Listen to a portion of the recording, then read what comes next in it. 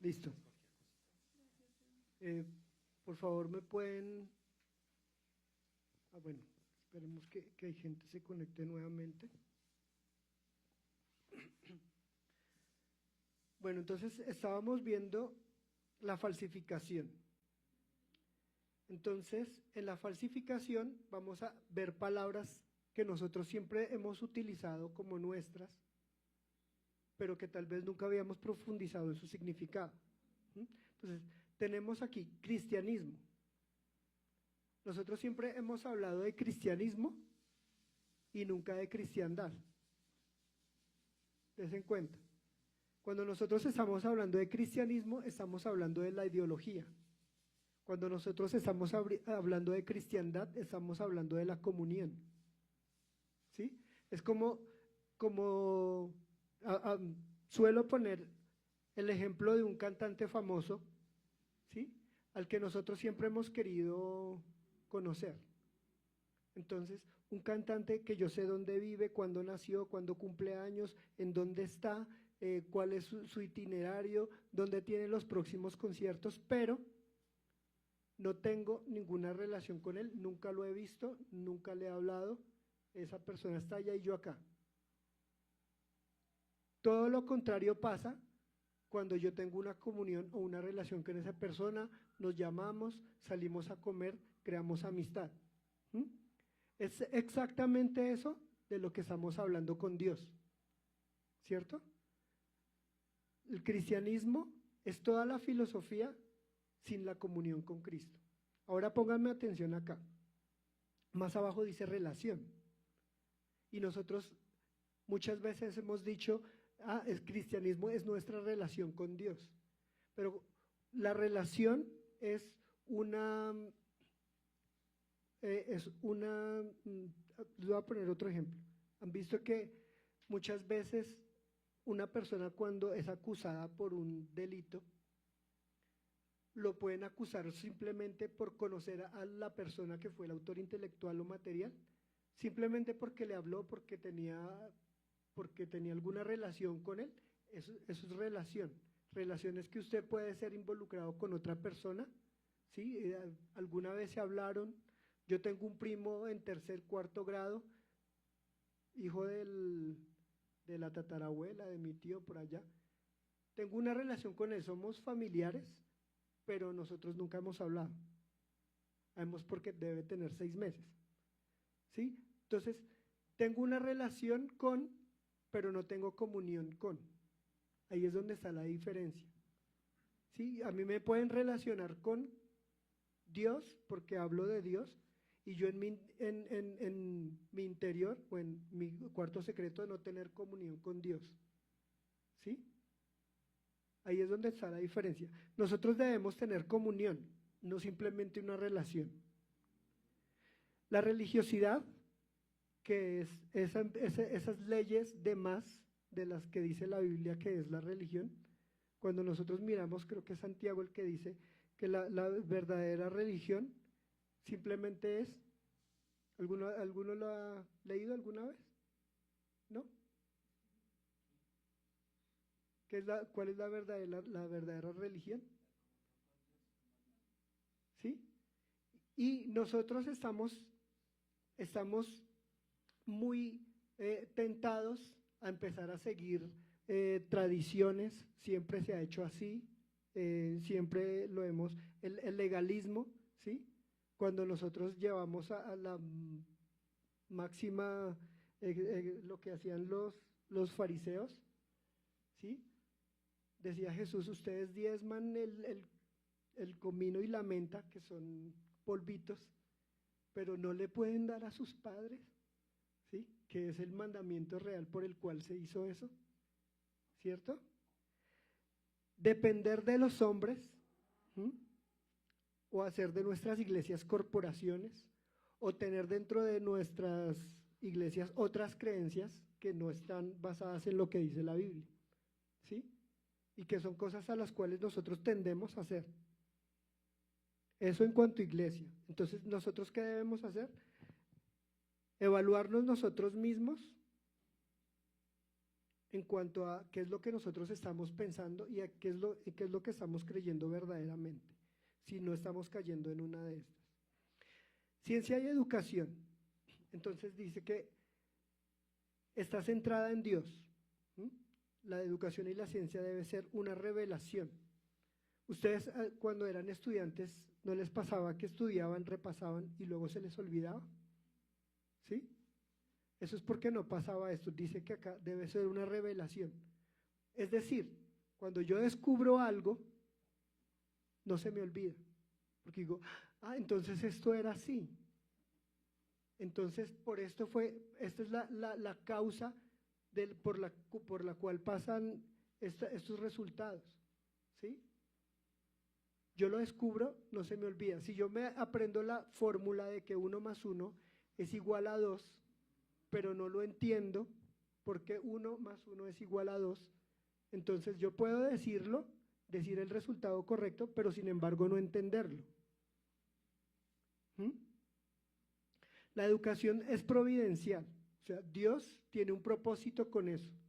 Dios tiene un propósito con lo que nosotros estamos aprendiendo. Acá hay 4 R's para los que hacen homeschool o educan a sus hijos en casa cada uno. 4 R's que debemos tener en cuenta para la educación, que es reinvestigar, razonar, relacionar y registrar. ¿Sí? Entonces, yo reinvestigo qué fue lo que pasó, por qué pasó eso, cuándo pasó, cómo pasó. Luego lo razono. ¿Cuál sería la razón por la cual Dios permitió que esto pasara? Si estoy hablando de historia. ¿Para qué Dios habrá permitido que esto pase? Luego lo relaciono. Entonces yo creo que Dios permitió que fuera Cristóbal Colón el que descubrió América para que trajera la cristiandad de alguna manera y después yo conocer a Dios hoy en día en pleno año 2025. Dios tiene una providencia para eso. O sea, Dios tiene un propósito con eso que yo estoy estudiando. Y eso me debe llevar a cumplir con la gran comisión. ¿Cuál es la gran comisión? Y de hacer discípulos a todas las naciones, ¿cierto? Entonces, eso que yo aprendí debe ayudarme en ese gran propósito que es ir y hacer discípulos a todas las naciones. Pero ahora, ¿qué pasa? Cuando yo voy a la falsificación, entonces nos damos cuenta que es la educación tradicional, el maestro acá al frente, todos los estudiantes allá, ustedes me escuchan, no tienen permiso de hablarme si yo no les pregunto, y si les pregunto es para acorcharlos, ¿cierto? Todo lo que ustedes van a aprender es información, ¿cierto? Debe ser de memoria. Lo que yo le pregunto, usted me lo debe decir tal y como está escrito en el libro. Y eso produce en el estudiante desesperanza. ¿Han visto niños que están cansados y dicen, no, yo con esto no puedo? ¿Cierto? Y la perversión que es centrada en el estudiante. Entonces, el niño es el centro de todo. El niño va a hacer lo que quiera hacer. El niño va a desarrollar las cualidades que pueda desarrollar. Todo está en lo que el niño siente, en lo que mi niño piensa, en lo que el niño cree que debería hacer. ¿Sí? Es totalmente lo opuesto. Y esto lleva a que el niño al final se frustre. ¿Sí? Entonces, debe haber un centro de verdad y es el centro de verdad que Dios quiere para nosotros. Ahora, en cuanto a la economía. Entonces, la economía dice que hay una libertad económica desde el individuo. O sea, usted tiene cosas que le pertenecen solamente a usted, ¿cierto? Eso se llama propiedad privada. Pero usted puede aumentar esa propiedad. Entonces va a haber una libre economía que no tiene control, sino que la controla la demanda y la producción, la oferta y la demanda. Todos tienen acceso a esa economía, ¿cierto? Y debe hacernos cada vez más productivos, debe hacernos cada vez mejores. La propiedad de Dios, la propiedad es de Dios y yo la administro privadamente. Hay cosas que son de nosotros, bueno, que son de Dios y nosotros las administramos, que son, nosotros podemos decir son propias. Por ejemplo,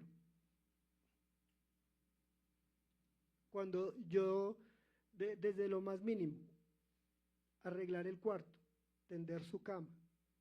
¿De quién es la cama donde está durmiendo?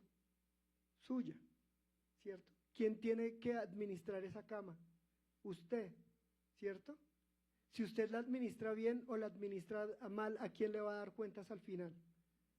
A Dios, ¿cierto? Y pasa con sus relaciones, con su familia, ¿sí? Ahora, el emprendimiento es algo bueno, ¿cierto? No, nosotros no somos hechos solamente para ser empleados, debemos emprender. Dios puso en cada uno un don y un talento del cual va a tener más adelante que dar cuentas y apalancarse para crecer, para ser mejor. Pero vamos a ver las mentiras. ¿Alguien ha escuchado hablar del capitalismo salvaje? ¿Sí? ¿Alguna vez? ¿Qué es el capitalismo salvaje? El capitalismo salvaje es basado en los monopolios sobre todo, ¿no? Que hay un único productor que se apropia de todo el mercado y es el que lleva todas las ganancias. Ajá. Alguien que se apropia de todo el mercado, ¿cierto? Pasa por encima de los demás, puede en cierta manera esclavizar al otro porque quiero obtener del otro su máximo rendimiento y yo pagarle lo más mínimo posible, que el gobierno me diga, no, es que, por eso es que nosotros tenemos salarios mínimos, ¿cierto? Porque las empresas grandes quieren pagar lo menos que se pueda, pero quieren obtener el máximo rendimiento de sus empleados. ¿Mm? Ese capitalismo lleva a la avaricia, al monopolio, la propiedad es mía y de nadie más. Des en cuenta, en la economía, en el centro de verdad, ¿de quién es la propiedad? De Dios, yo la administro. Pero en el capitalismo la propiedad es mía y yo hago con ella lo que yo quiera, la exploto, pero eso al final produce pobreza. Y en la perversión dice, es todo lo contrario, entonces es el socialismo. El control de la economía debe estar dada por el Estado, ¿sí? Todo es de todos y el Estado reparte. Yo no tengo nada, ¿la propiedad es de quién? Del Estado. Sobre todo en esto, en esta parte es donde se ve más claro el centro de verdad. La propiedad es de Dios cuando nosotros miramos el centro de verdad. Pero si yo me voy para un lado, la propiedad es mía. Y si me voy para el otro lado, la propiedad es del Estado, ¿sí? Y eso al final también produce pobreza, abandono, conformismo, ¿cierto? ¿Yo para qué me esfuerzo? ¿Para qué estudio? ¿Para qué trabajo? Si todo es de todos y todos para todos, ¿cierto? Yo no veo frutos de mi trabajo, sino que los comparto con todos. Ahora, en medios de comunicación, ya casi terminamos. Tenemos que la información debe ser veraz, debe ser una realidad, debe traer esperanza y debe traer un equilibrio. Pero cuando nosotros miramos, la perversión nos lleva a la desinformación, ¿cierto? Abstrae partes de la información que da, favorece a unas partes, en este caso generalmente al gobierno, controla, censura y difunde mentiras. Eso es lo que hace. Por otro lado, entonces hay sobreinformación.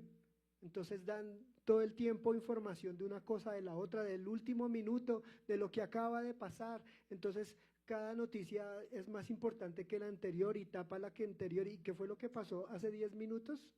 Ya han pasado 10 noticias, ya ni me acuerdo qué fue lo que pasó.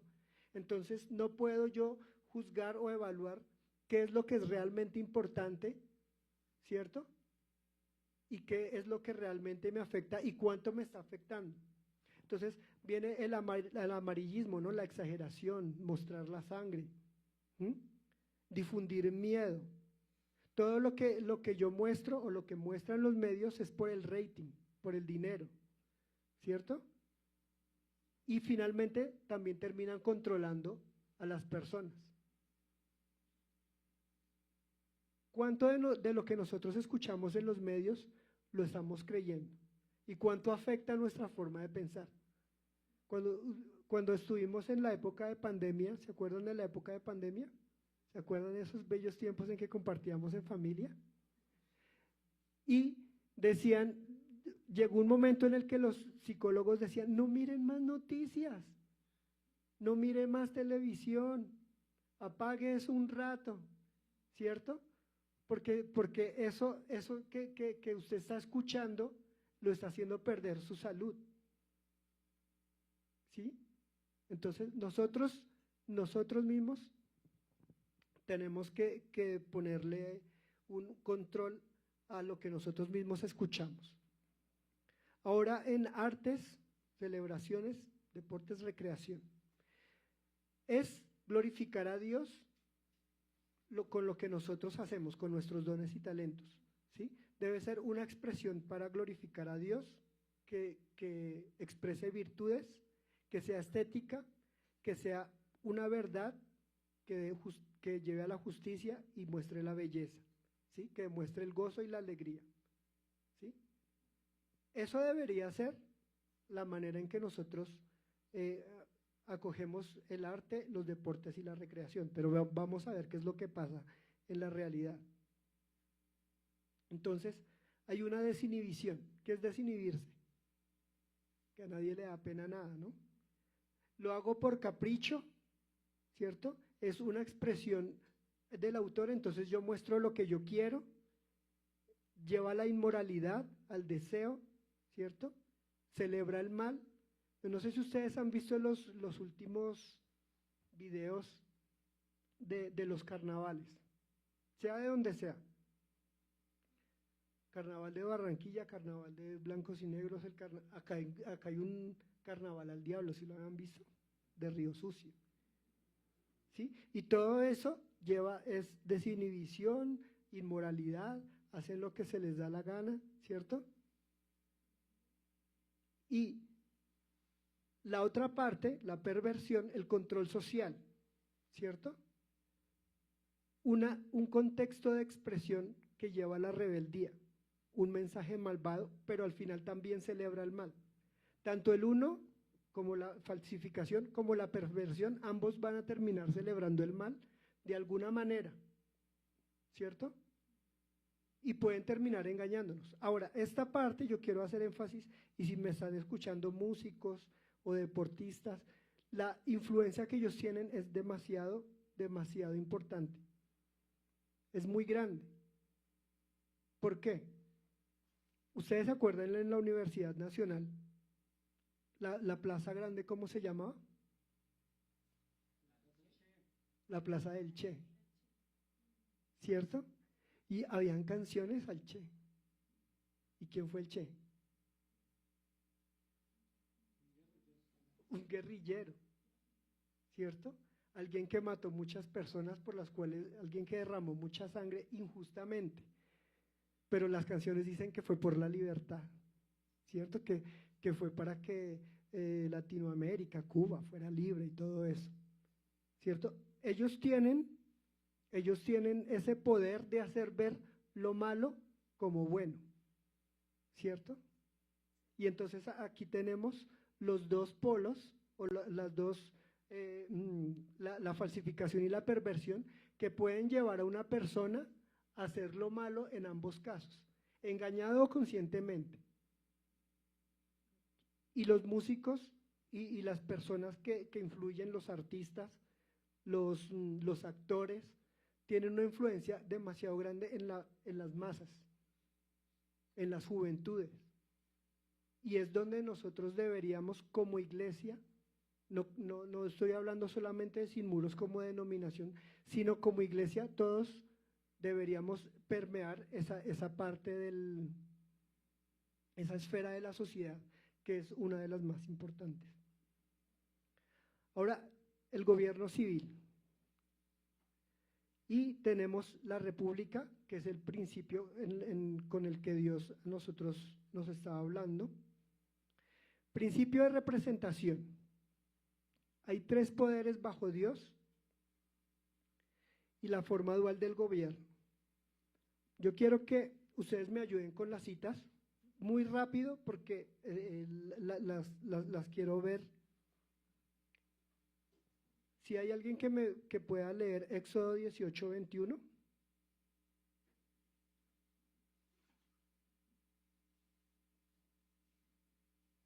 Otra persona que busque Deuteronomio 1, del 13 al 15. Y otra persona, Isaías 33, 22.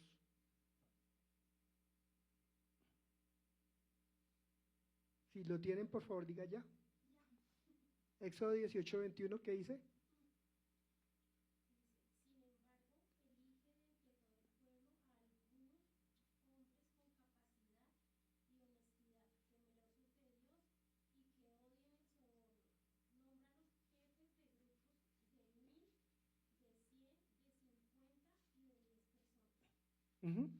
Está diciendo qué clase de personas debe representarme, ¿cierto? Gente que tenga la capacidad.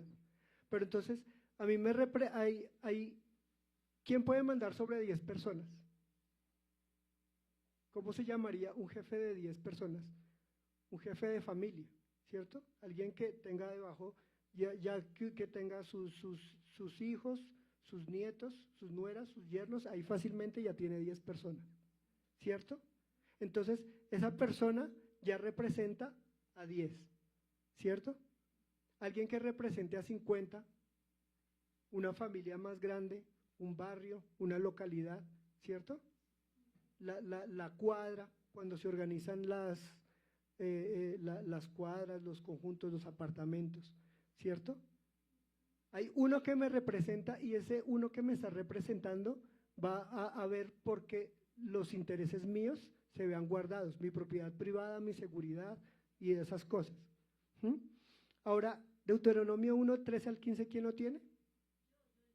¿Qué dice?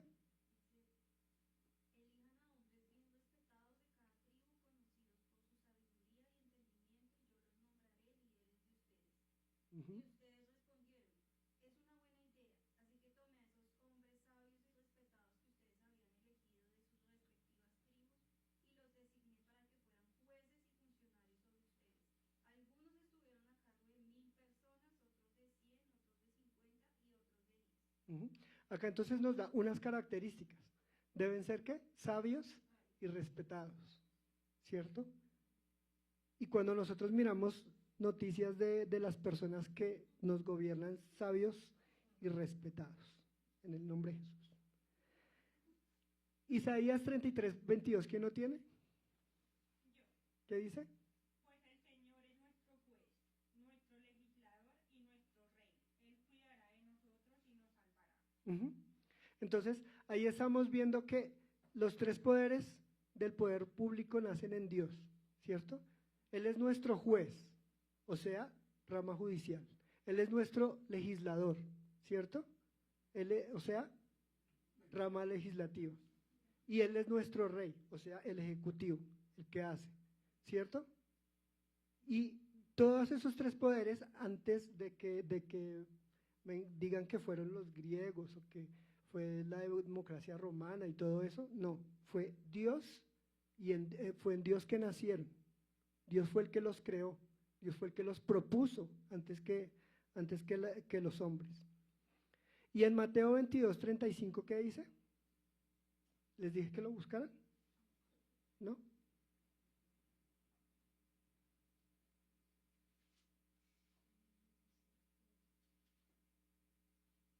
(22:35) dice, y uno de ellos, intérprete de la ley, preguntó por tentarle diciendo, Maestro, ¿cuál es el gran mandamiento en la ley? Y Jesús le dijo, amarás al Señor tu Dios con todo tu corazón, con toda tu alma y con toda tu mente. Ese es el primero y más grande mandamiento. Y el segundo es semejante, amarás a tu prójimo como a ti mismo. De estos dos mandamientos depende toda la ley y los profetas.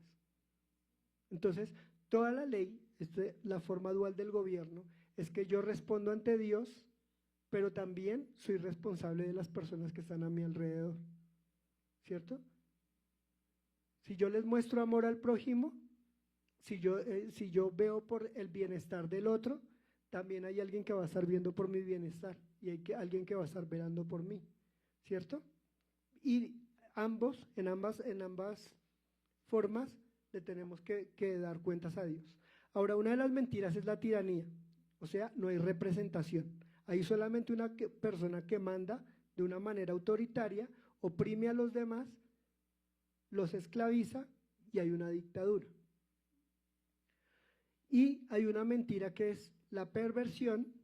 Entonces dice, aquí nadie manda, no hay Dios ni ley, como decía por allá nuestro amigo, no hay gobierno, no hay nadie que mande, todo para mí, lo que yo busque es para mi bienestar, para obtener más para mí, y eso lleva a un caos, y ese caos al libertinaje.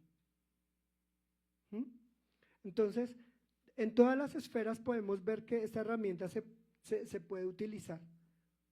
Ahora acá está la tarea que se las voy a enviar al grupo más adelante. Identifiquen un bien y establezcan los dos posibles extremos malos en su propia vida. ¿Qué creen ustedes o qué creían que estaba bien? Que Dios está hablando cómo debe hacerse las cosas y cuáles son los dos posibles extremos que nos están desviando de cumplir ese propósito. Y si usted identifica un mal, no tiene que ser solamente en su vida, pues hagámoslo también, puede ser con el gobierno. Un mal, de ese mal, ¿qué extremo es? ¿Es perversión o es falsificación? Y si es perversión, por decirlo, ¿cuál es la falsificación de ese mal y cuál sería el bien? ¿Cuál sería el mandamiento que Dios está hablando al respecto? Y ¿por qué te comprometerías a usar esta herramienta de pensamiento? ¿Cómo nos sirve a nosotros esta herramienta para identificar qué es lo bueno y qué es lo malo?